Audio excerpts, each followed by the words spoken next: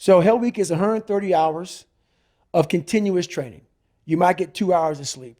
And what it does is it's designed to break a man down to the parts where, like I talked about the surface, how I was fixing the surface. If you only fix the surface, you will never get through Hell Week. Because what it does, it starts to bring out these demons. Because even though there's a lot of yelling and stuff like that, there's times where it's very peaceful in a very eerie way. So the first hour of the 130 is breakout. They're shooting guns, it's loud, it's noisy, your mind is in chaos. When your mind's in chaos, you can't think. So you're having fun. Yeah, this is great. Yeah, we're in Hell Week, we're Navy SEALs, or trying to be Navy SEALs, we're badasses. Then what they do, and I don't even think that they understand what they're doing, but I studied the mind. It's perfect. It's psychological warfare. They go from an hour, the first hour when you're going crazy, the second hour of the 130, they put you in the cold water. It's called surf torture.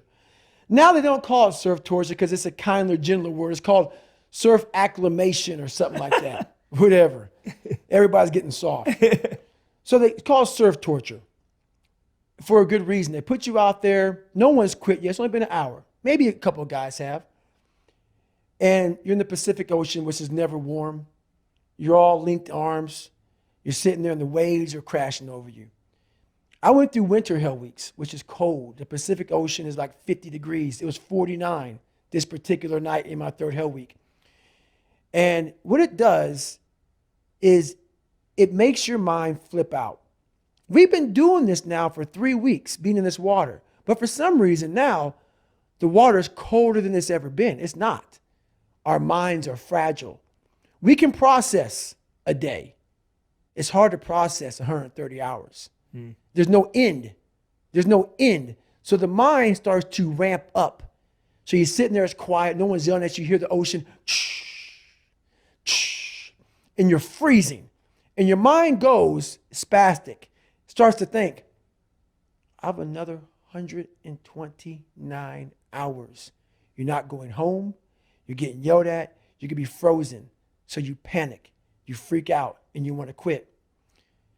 What I realized about the mind is those people who can be in that time and embrace that time and be in that moment and not allow the mind to go to 129 hours on hour one.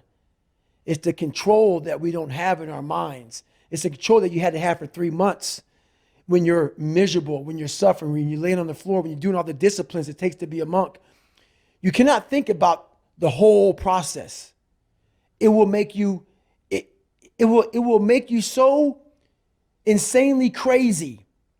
It's impossible. It's inhumane what I'm about to do to myself.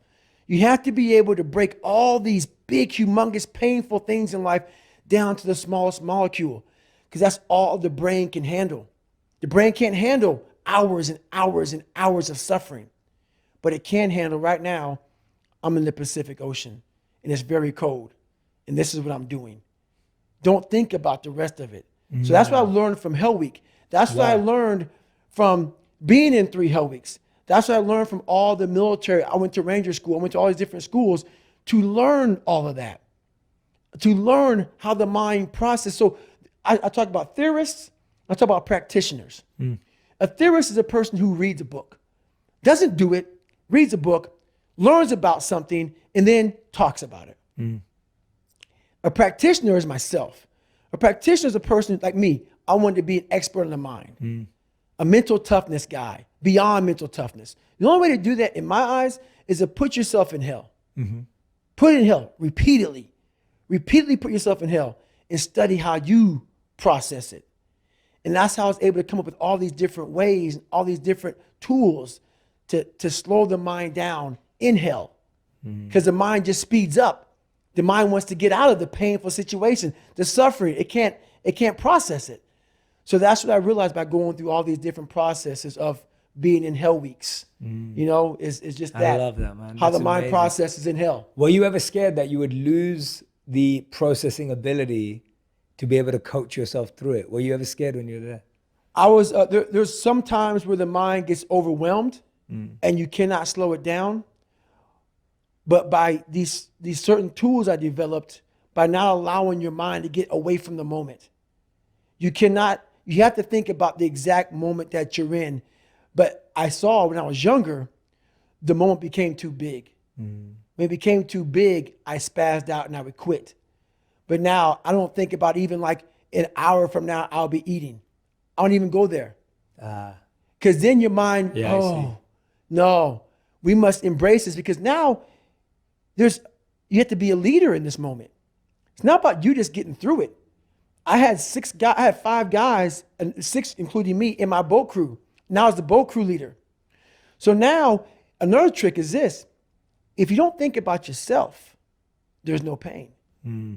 Which can also lead to pain later on in your life. But in these moments when you're struggling, if you are a true leader and you're worried about your men or women beside you, your mind doesn't care how cold you are anymore. Your mind's only worried about taking care of the men and women beside you.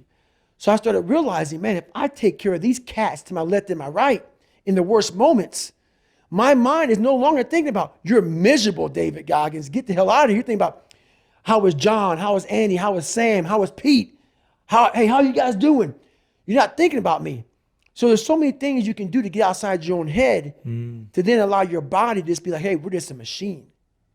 But you have to let your mind be able to process all these different tactics to do that. Take a different vantage point in life. When you are in the hell, you can't see the beauty of being in it when you're in it.